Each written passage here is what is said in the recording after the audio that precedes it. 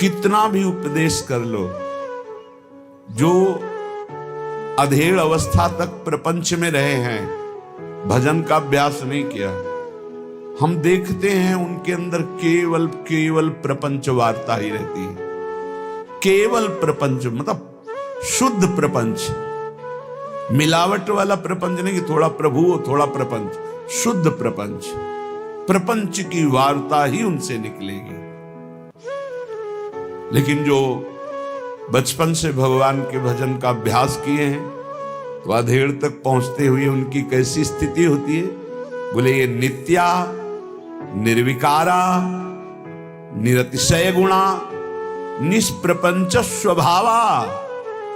स्वभाव में नहीं रह गया प्रपंच के, निस्सार बातें लोग करते रहते, बड़ी अंदर से पीड़ा होती है कि अरे एक एक सेकंड कितना कीमती है, तुम उसमें व्यर्थ की बातें, बीती हुई बातें और न जाने क्या क्या।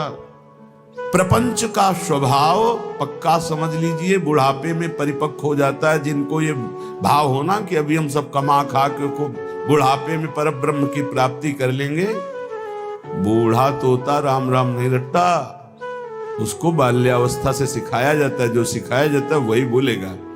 ऐसे ही तुम्हारा मन जो है जीवन में यदि प्रपंच में लगा लिया तो प्रपंच स्वभावा, अगर श्री भगवान में लगाया तो देखो कितना बढ़िया, निष्प्रपंच स्वभावा। भक्तों के पास बैठो, वही प्रभु का नाम, वही रूप माधुरी, वही लीला माधुरी, वही सिद्धांत की चर्चा, कितना महान जीवन हो जाता है।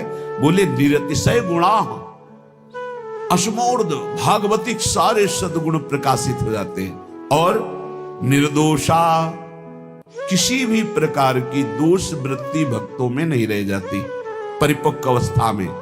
नित्य मुक्ता, वो नित्य जीवन मुक्त महापुरुष होते हैं। कौन? जो वृंदावन का आश्रय, वृंदावन की प्रेम रस उपासना, रसिकों का संग, नाम बाड़ी में चित्त लगाए हुए हैं।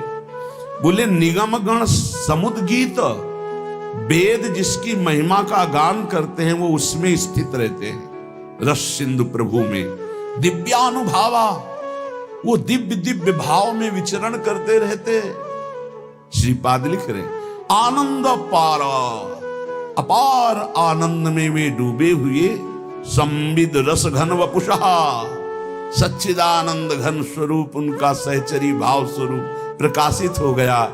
तो श्री लाडली जू, कृष्ण लालजू भावैक मगना, प्रिया प्रीतम के भाव में ही एकमात्र वो मगन रहते हैं। ये स्थिति होती है रसिक महापुरुष की। ये नित्या, निर्विकारा, निरतिशय गुणा, निष्प्रपंच स्वभावा, निर्दोषा, नित्य मुक्ता, निगम गण समुद गीत, दिव्यानुभावा, आनंदापार, संविद रस घन वपुषः, श्री कृष्ण भावैक मग्नाः तान बंदे शील वृंदावन। मैं ऐसे वृंदावन वासी रसिक महापुरुष की वंदना करता हूं। ऐसे वृंदावन के खगमृग पशु पंछी निर्विकार स्वरूप लताओं की वंदना करता हूं। सर्व सर्वार्थ दातृन, यदि इनका संग हो जाए तो समस्त पुरुषार्थ सहज में प्राप्त हो जाए। अर्थ धर्म काम मोक्ष या प्रेम, जो चाहो रसिकों के संग से, धाम की वास से, लता खगमृग पशु पंछी की कृपा से सब कुछ प्राप्त हो जाएगा। धर्म अर्थ काम मोक्ष। सबसे ज्यादा फसाव मन का परस्पर विरोधी शरीरों पर होता है। आकर्षण, शरीर भोग की वृत्ति, ये प्रेम रस में डूबने नहीं देती। इसलिए आगे के श्लोक में इसके लिए बहुत निंदा की है। स्त्रीणाम्नि दुष्ट नरके विमूत्र श्लेष मपूयाद्यैः पूर्णे गते पिकरणे स्वावांत वन्निवश राधिका रामे।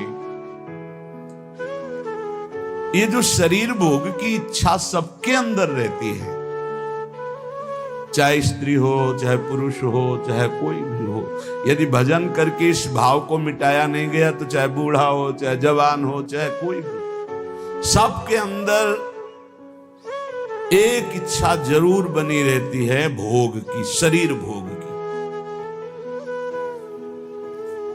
स्त्री नामनी दुष्ट नरके विमूत्र श्लेष्म पूयाद्यई। ये दुष्ट बुद्धि जो पर शरीर भोगने की इच्छा रखती है, इसको समझाओ भाई किस द्वार को भोगना है। बोले नरक द्वार को, निरय नरक द्वार। उसी से निकले हो, वहीं जाने के लिए फिर वहीं रति कर रहे हो। होश में महापुरुष जन बेपर्द होकर डांट रहे हैं। क्या है?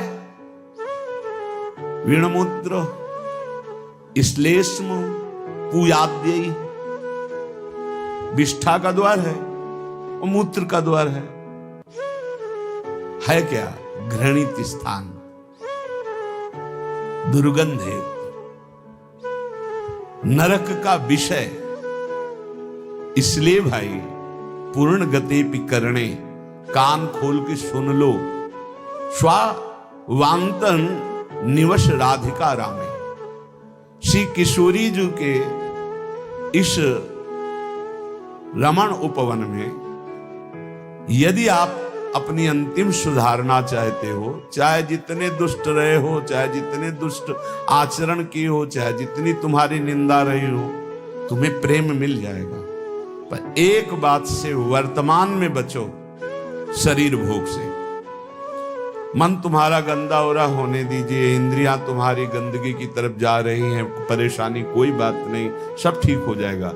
लेकिन गंदगी करने की चेष्टा मत करना। ये धाम की बात कह रहे कि अगर आप राधा रामे श्री किशोरी जी के इस महान प्रेम रमणीय वन में तुम्हें आश्रय मिला है, तुम्हें वास मिला है, तो शरीर भोग से बच जाओ। शरीर भोग की चेष्टा मत करना। स्पष्ट कह रहे कुछ नहीं है, पर बहुत आकर्षण इसी का है, बहुत आकर्षण है। विणमूत्र श्लेष्म पूयाद्यई।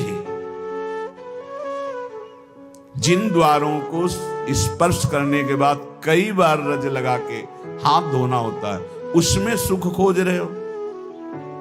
हमें लगता है इनके शरीर में सुख है, इनको लगता है उनके शरीर में सुख है, और दोनों सुख रहित पूरा जीवन व्यतीत कर देते हैं। सुख की खोज गलत नारकी गति में।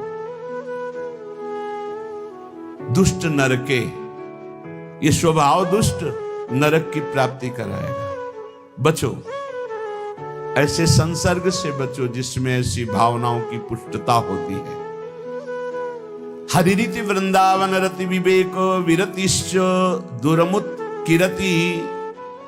स्त्री रूपा हरिमाया तदुपर मायाति दूरतो पायः। हरि माया फंसाती है सबसे जोरदार शरीर भोग में, और धामों में तीर्थों में तो ज्यादा, क्योंकि पाप बने तुम्हारी दुर्गति हो, नरक जाओ। देख लो जितने भगवान के परम पावन धाम हैं, तीर्थ हैं, इनमें विशेषता शरीर भोग की सुविधा आपको बहुत मिल जाएगी, बहुत मिल जाएगी। बहुत सावधान। आए किस लिए हो, क्या करना है, ये ध्यान देना है। हरि रीति ये हरि की माया है। हरि माया तदुपर मायाति दूरतो पायः। ये भगवान की भक्ति में, भगवत प्राप्ति में, भगवत धामों में, भगवत तीर्थों में सर्वत्र पाई जाती है, क्योंकि हरि की माया किसी और की नहीं कि आप प्रवेश नहीं कर सकती। ये तो दिव्य वृंदावन में प्रवेश नहीं कर सकती। प्रगट वृंदावन में खूब धूम है। हरिद्वार चले जाओ, काशी चाहे जहां चले जाओ, ये तो खूब देखा है। काशी के घाटों में जहां अकेले बैठते थे, वहां देश विदेश की जोड़ियां आकर के, जोड़ियां की जोड़ियां ऐसे बैठी हुई विविध प्रकार के व्यसन कर रहे दिखाई दे रहा था।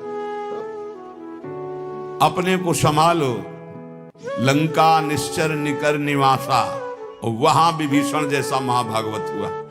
अगर भक्ति करनी है तो लंका में भी भक्ति कर ली, अगर भक्ति में ढिलाई रख ली तो धाम में भी नहीं कर पाओगे। यहां भी बहुतायत है, बहुतायत। ये बहुत समझने का विषय है, बहुत समझने का विषय। चाहे स्त्री शरीर हो चाहे पुरुष शरीर हो, भगवत प्राप्ति के लिए बढ़िया दांव लग गया, वृंदावन का आश्रयवास मिला है, तो इसमें हरि माया जाल रचती है। भक्ति में, धाम में, तीर्थों में ऐसा मत समझो कि भक्ति में माया का प्रवेश नहीं हो सकता। नहीं, वो भक्ति बन के आ जाएगी, भक्ति बन के आ जाएगी, सेवा का भाव प्रकट करेगी, भक्त रूप धारण करेगी, क्योंकि जानती है भक्त हैं ऐसे तो फंसेंगे नहीं। तो माया का मतलब क्या है? जादूगरनी। बस समझना है कि भक्ति और माया का अंतर क्या, कैसे पहचानोगे कि माया या भक्ति? जाके संग कुमति मति उपजय करे भजन में भंग, ये माया है। चाहे वो वृत्ति हो, चाहे वो व्यक्ति हो, चाहे वो वस्तु हो, चाहे स्थान हो। जिस व्यक्ति, वस्तु, स्थान के संसर्ग से भगवत विस्मरण हो जाए, नियम संयम भ्रष्ट होने लगे, आपका चिंतन टूटने लगे, फौरन पकड़ो वो माया है। वो कोई भी हो, जिसके संग से संयम बने, भजन बनने लगे, नित्य दिनचर्या भागवतिक होने लगे, हमारा जीवन उज्जवल कांतिमय होने लगे, वो भक्ति है। वो चाहे किसी भी रूप में हो, वस्तु, व्यक्ति, स्थान, किसी भी रूप में। इसलिए हरि भक्ति की प्राप्ति के लिए हरि माया से बचना होगा। विवेकवान वैराग्य रूपी अस्त्र से काट के फेंक देता है और अविवेकी इसी में डूब जाता है। बड़ी कृपा हुई, बहुत बढ़िया, जिंदगी भर तरसे हैं, अब मिल गया है खान पान भोग सामग्री, भोगो और नरक जाओ। योग से भोग और भोग से रोग, पहुंचो नरक। बहुत संभलने का खेल है, बहुत संभलने का। स्पष्ट कह रहे हैं, चाहे आस्ताम दुर्मति कोटिर दुश्चेष्टा कोटिरप्यास्ताम। बहुत ध्यान से सुन लो। तुम्हारी करोड़ों प्रकार की दुर्बुद्धियां रही हैं, करोड़ों प्रकार के दुष्कर्म किए हो, करोड़ों प्रकार से तुम्हारी निंदा हुई है। अब तुम वृंदावन आ गए हो, अब होश में हो जाओ तो तुम्हारे अंदर विराग प्रिया प्रीतम का प्रेम प्रकट हो जाएगा। इसमें बाधा पहुंचाने वाला क्या है? बोले स्त्री नाम निदुष्ट नर के विणमूत्र श्लेष में पूयाद्य पूर्णे गते पिकरणे।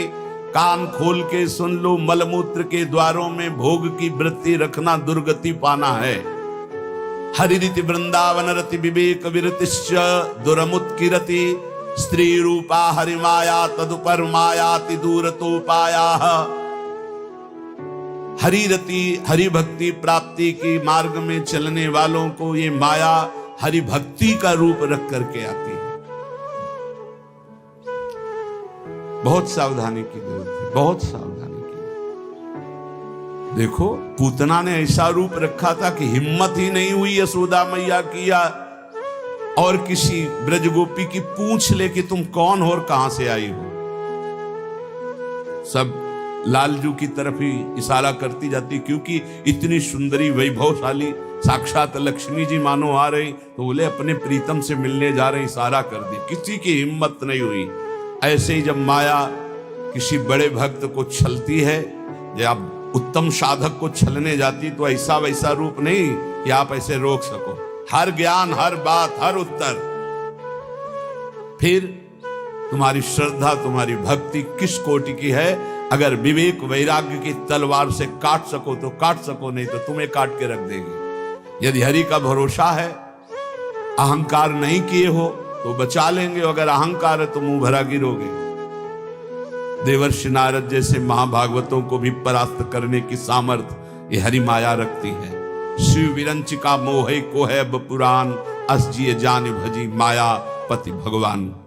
जो ज्ञानिन कर चित अपरई, बरियाई विमोह बस करई, अज्ञानिन की तो कौन बात। इसलिए उत्तम कुरुते योषिदत दृष्टैव दुष्ट मदिरेव अतिवन वसति रसक्या हा वृंदारण्य किन्नु में भविता।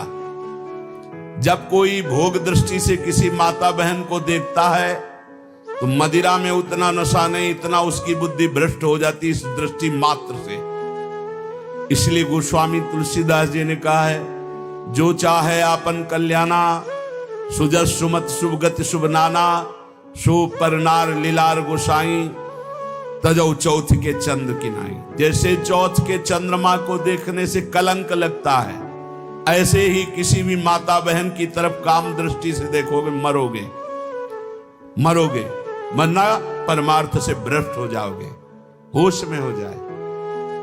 ये जब बहुत तिरछी चितवन से माताओं बहनों की तरफ जो देखते हैं तो लगता है तुम समझते हो हम बड़े वीर हैं, बड़ी चतुराई से देख रहे हैं। अरे अपने नाश का रास्ता पुष्ट कर रहे हो, उनका कुछ नहीं बिगाड़ पाओगे। वो हरि माया बलवंत भवानी, वो इतने बल से युक्त है, तुम्हारा चितवन और मुस्कान सब तुम्हारे लिए ही नरक का द्वार बन जाएगी। इसलिए होश। अरे आए हो अपना काम बनाने की, काम बिगाड़ने आए हो? जहां काम बन रहा है वहीं काम बिगाड़ने आए हो तो तुम्हें विश्व में कहां ठोर मिलेगी? धाम में सत्संग में तुम इधर उधर ताक झांक करोगे। अरे तुम्हें धिक्कार है, दुनिया में ताक झांक करते हो, यहां तो अपनी तरफ झांक लो, यहां तो अपने अंदर झांको कि तुम क्या हो। वही बहिर्मुख वृत्ति, वही अरे जिसको तुम भोगने की दृष्टि से देख रहे हो, जगत भोगता है उसके अंदर, वो देख रहा है तुम्हारा सर्वनाश कर देगा, ऐसी जगह गिराएगा जहां उठने के लायक नहीं रहोगे। हमारी बातें थोड़ी कड़वी लगेंगी, समझ लो। हमसे हजारों गलतियां हुई, हजारों गलतियां हो सकती, लेकिन कहां हुई ये तो ध्यान रखो। धाम में हो यहां तो थोड़ा दिमाग सही कर लो। कह रहे उन्मत्तमेव कुरुते योषित दृष्टैव। जब हरि माया से आंख मिलाओगे ना, इतने में तो तुम्हारा होश उड़ा देंगे। देख लो इनकी, कह रहे उन्मत्तमेव कुरुते योषित दृष्टैव। भगवान कह रहे मत देखो उधर, नहीं कहते हम बड़े सूरवीर हम देख रहे हैं, तो उनके पास बाण क्या है, जा देखो। अब जाओ बैठोगे ध्यान में, वही मुस्कुराहट आएगी। बहुत सावधान। शास्त्रवेत्ता जो महापुरुष कहते हैं, तो क्या श्रीपाद ने देखा है क्या? संत जन जो कहते हैं, अभी अब प्रक्रिया नहीं पता है, मन को जोड़ दिया तो जैसा तुम्हारे मन में चल रहा है वैसे ही पूरी अपने मन की बात कहते हुए वैसे ही बता देंगे। उन्मत्त में वो कुरते योषित दृष्टियैव दुष्ट मदिरेव। ये और कोई नहीं है, वही मोहिनी ठाकुर है जिसके तुम दास बनने निकले हो, बड़े प्रवीण बनते हो। वो कहते हैं संभाल के रखो दृष्टि। कैसे संभालो? बोले यो माम पश्यति सर्वत्र सर्वम च मयि पश्यति तस्याहम न प्रणश्यामि सच में न प्रणश्यति। ऐ मेरे साधक, ऐ मेरे दास, मेरे स्वरूप को देखो। एक भी देवता मोहिनी ठाकुर से मोहित नहीं हुआ था, क्योंकि पता था मेरा ठाकुर है। जब किसी माई दाई बहन को देखो, उसके चरणों की तरफ देखो। गोरे गोरे चरणारविंद मेरी प्रियाजू के, मेरी प्रियाजू की सखियों के बलिहारी है प्रभु। और अगर तुम सूरवीर बन के आंख में आंख मिलाए तो कह रहे उन्मत्तमेव कुरुते योषित दृष्टैव दुष्ट मदिरेव। आपकी बात क्या है? हम एक महात्मा की बात बता रहे हैं। इतना भजन कर रहे थे कि शरीर की शुद्धि नहीं थी, पूरे शरीर में दीमक लग गई थी। शरीर है ये दिखाई नहीं दे रहा था, केवल आंखें बीच बीच में खोल लेते थे तो दीमक झड़ जाती थी। च्यवन ऋषि, उनका नाम च्यवन ऋषि था। बहुत समय हो गया प्रसंग नहीं पढ़े। तो एक राजा की राजकुमारी अपनी सखियों के साथ उधर से निकली। तेजोमयी आंखें ऐसे ज्योतिर्मयी चमक रही थी। उनका ये बहुत चमकती हुई क्या है ये, और ऊपर से सब दीमक लगी हुई थी। तो ऐसे काटा टाइप लिया ऐसे तिनका, और ऐसे ऐसे मारा तो उनसे रक्त निकलने लगा। अब वो तो कांप गई कि रक्त कैसे निकला। अब सबके मलमूत्र बंद कर दिए, पूरे राजा से लेकर जितना परिकर, जितनी सेना, सबके। च्यवन ऋषि ने हाहाकार मच गया। तो उनमें कुछ विद्वान लोग भी साथ थे। उन्होंने कहा किसी ब्रह्म ऋषि का अपराध है। ढूंढा गया अपराधी कौन है यहां, वन में किसी ऋषि का अपराध। तो राजकुमारी ने कहा कि अगर कोई ऐसी बात है तो मेरे द्वारा अपराध शायद बना है। एक दीमक का पिंड जैसा था, उससे 2 ज्योति जगमगा रही थी और हमने उसमें, तो उससे रक्त सारे बोले च्यवन ऋषि का ये पूरा क्षेत्र है, कहीं ऐसा तो नहीं किया च्यवन ऋषि को तुमने। चलो आगे गाय और ब्राह्मण करके च्यवन ऋषि से बंधना। महाराज सबकी लवशंका सोच खोल दो, बंद कर दिए सबके। अब कितनी देर भाई, 6 घंटे 8 घंटे हम सबके। महाराज शर्त कैसे खुलेगी आप बस बताओ। शर्त सुकन्या, राजकुमारी का नाम सुकन्या, सुकन्या दे दो। राजकुमारी से कहा अब राजकुमारी ना कैसे, अपराध तुमने किया ऋषि की सेवा में, तुम्हें उन्मत्तमेव कुरुते योषित दृष्टैव दुष्ट मदिरैव। जाओ सबके लवशंका सोच खुल जाए, जाओ अब सब यहां से। वो तपस्या के द्वारा महल वैभव और अपना स्वरूप प्रकाशित किया जो देवराज इंद्र के पास भी नहीं। तपस्या का प्रयोग कहां होने लगा, कहां गया तपस्या का, माया। ऐसे ही महाराज हमारे पड़ोसी सौभरी जी महाराज, सिवार लग गई थी शरीर में और यमुना जी में समाधि। मछली को देखा खेलते हुए, मैथुन करते हुए, देख लो मोबाइल देखने वालों। जब मैथुन मछली का देखा तो महाराज को लगा कि है कोई सुख। बताओ, अभी तक जल में हजारों वर्ष समाधि लगाने वाले महात्मा ब्रह्म सुख का वो अनुभव, और मछली के मैथुन सुख को देखकर सोचा अब तो इस सुख का अनुभव करेंगे। तो सामर्थ्यशाली महात्मा कहां जाए, तो छोटे मोटे घर गृहस्थी के पास थोड़ी गए, चक्रवर्ती सम्राट राजाधिराज मानधाता के पास। दुर्गंध आ रही थी मछली किसी शरीर से, सिवार पानी के अंदर की हड्डी हड्डी थी, गाल चपके हुए, आंखें तेजोमयी, देख के डर जाए आदमी। महाराज तो मानधाता बहुत बड़े प्रतापी राजा हुए हैं। महाराज आज्ञा कीजिए। बोले विवाह करना चाहता हूं। बोले आदेश कीजिए, किससे कराए? बोले आपकी राजकुमारी से। 50 कन्या थी। घबरा गए कि ऐसे महात्मा के लिए अगर राजकुमारी समर्पित कर दी तो मतलब राजकुमारी का जीवन क्या होगा, महलों में पल। तो उन्होंने कहा महाराज जो तुम्हें राजकुमारी पसंद हो पसंद कर ले आप उसे, क्योंकि जानते थे ना बोले कि सांप तो सांप कौन भोगे, इनको पसंद ही कौन करेगा। बोले महाराज जो तुम्हें पसंद कर ले। तो समझ गए सौभरी जी, तपस्या के द्वारा ऐसा रूप बनाया। मंत्री ने जाके कहा महाराज सौभरी पधार रहे हैं, जो राजकुमारी पसंद करना चाहे पसंद कर ले। जब पधारे तो खुशबू से पूरा महल भर गया, तेजो रूप। 50 ने कहा हम वरण करेंगे। बोले चलो। मानधाता से कहा 50 पुत्रियां तुम्हारी तय। मानधाता के सामने सौभरी ऋषि और उनके सामने दिव्य रूप। मानधाता ने कहा रहेंगी कहां? बोले कल आ जाना यमुना किनारे। ऐसे अमरावती नगर से भी श्रेष्ठ पुरी की रचना की। सेवा खाती घोड़ा रत्न वैभव सब। फिर 50 से 500 हो गए धीरे धीरे। तो जब बैठे थे वो अगल बगल छोरी छोरा खेल रहे थे, तब उनको ध्यान आया इन्हीं से बचने के लिए तो यमुना में समाधि लेते थे। तब उन्होंने एक श्लोक गायन किया, संगम त्यजेत मिथुन व्रतिनाम मुमुक्षु सर्वात्मना न विसजेत बहिरेन्द्रियाणि एकश्चरण रहश्चित्त मनंत युइसे युंजीत तद व्रतिषु साधिषु चेत प्रसंगः। ऐ मोक्ष धर्मावलंबी साधु, कभी किसी जीव को मैथुन करते हुए मत देख लेना न, जिसे हमारी दुर्गति हुई तुम्हारी पक्की हो जाएगी। मोबाइल वाले, क्योंकि ऐसे थोड़े जल्दी सहसा दृष्टि नहीं जाएगी, पर मोबाइल में एकांत में चली जाएगी, चिटकिनी बंद। बोले क्या? बोले हमारा एकांत भजन का समय है। अब सर्च करके जो देख रहे हैं तो वो तुम्हारा सर्वनाश कर देगा। मछली की क्रीड़ा से मेरी ये दुर्गति हो गई, बोले तुम्हारी क्या होगी। इसलिए संगम त्यजेत मिथुनम व्रतिनाम मुमुक्षु, जो मैथुन धर्म से युक्त प्राणी, इनका संग त्याग दो, इनका दृश्य मत देखो, इनका संभाषण मत सुनो। सर्वात्मना न विसजेत बहिरेंद्रियाणि, इंद्रियों को खुला छूट मत दे दो, अंतर्मुख रखो, एकस अकेले रहो। चित्त मनंत से, चित्त को ईश्वर में सदैव लगाओ। अकेले का मतलब आंतरिक वृत्ति से।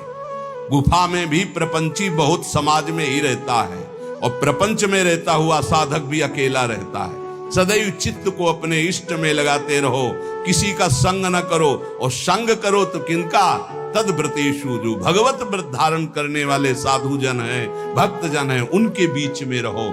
ये बाढ़ है, इस बाढ़ के अंदर बच जाओगे। साधु समाज की बाढ़ में बहुत बचत होती है। अगर हम गिरने जा रहे हैं तो दूसरा हमें थाम लेगा। इसलिए कह रहे हैं उन्मत्तमेव कुरुते योषि दृष्ट्वैव दुष्ट मदिरेव। दृष्टि मिलाना बंद कर दो, दृष्टैव दुष्ट मदिरेव। बस गए, पाताल का रास्ता पक्का, 5 बाण है उसके, 5 संधान कर दे तो शंकर की समाधि भंग कर दी। तुम तो जीव हो, शिव की समाधि भंग कर दी, औरों की तो बात जाने दो। अपने स्वरूप में आ जाए काम ना। हाँ, तो जो ब्रह्म में देखत रहे, देखे चराचर नारी में, जे ब्रह्म में देखत रहे। अबला बिलो कई पुरुष में, पुरुष सब अबलामयम, दुई दंड भरी ब्रह्मांड भीतर काम कौतुकयम। कोई साधारण वीर है, देवाधिदेव महादेव की समाधि भंग कर दी। तब उन्होंने कहा त्रिभुवन में ऐसा कौन, तो देखा आम के पेड़ में छुपा बैठा, तीसरा नेत्र खोला, राख का ढेर हो गया। अब वो तो शिव है, तुम्हारे है तीसरा नेत्र, दुई है, तीसरा तो बंद है तो सबके तीसरा नेत्र ज्ञान नेत्र। ज्ञान से काम भस्म हो जाएगा। या प्रेम नेत्र खुले हृदय में, या बुद्धि में ज्ञान चक्षु, वो गुरुदेव की कृपा से खुलते हैं। अज्ञान तिमिरांधस्य ज्ञानांजन शलाकया चक्षुरुन्मीलितम मेन तस्मै श्री गुरुवे नमः। ए भाई, मान लो ऐसे बात करो जब बात करना हो।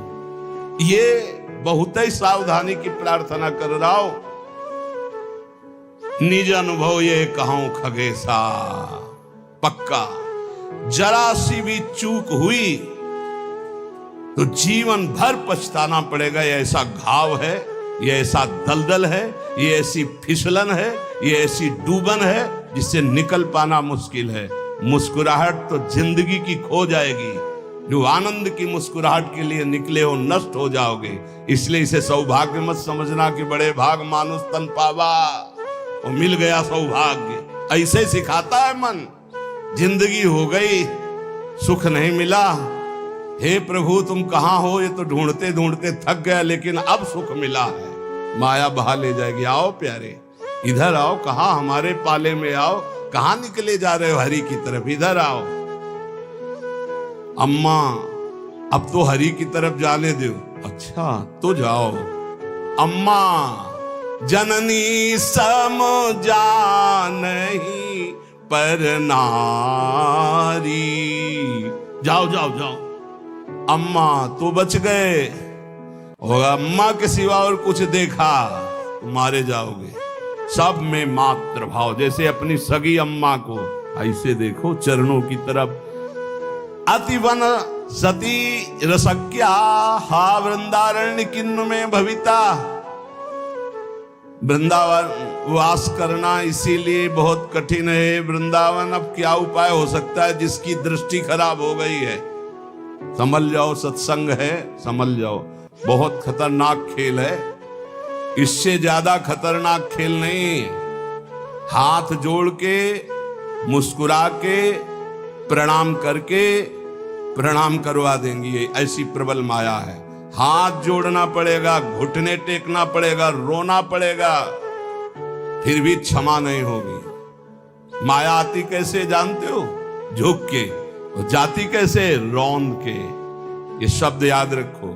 सौभाग्य मत मान लेना बड़े भाग मानुष तन पावा, सुर दुर्लभ सदग्रंथन गावा, साधन धाम मोक्ष कर द्वारा, साधन धाम मोक्ष कर द्वारा।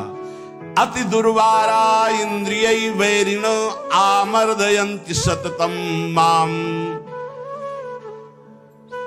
बद्ध्वा बद्ध्वात्यार्ति दकारायाम हा हरे परित्राही। ये पीड़ा देने वाली दुष्ट इंद्रियां कारागार की तरह मुझे बंदी बनाना चाहती हैं। ऐसा ही है, सब कोई देख लो अपनी अपनी इंद्रियों को। ये दुर्दांत दुश्मन इंद्रियां निरंतर पीड़ा देते हुए मुझे बंदी बनाना चाहती भोगों में। नहीं, हा हरे परित्राही त्राहि माम, ऐसे बचा जाता है। हे हरि मुझे बचा लो, मुझे इंद्रियां फंसा रही, मुझे फंसा रही।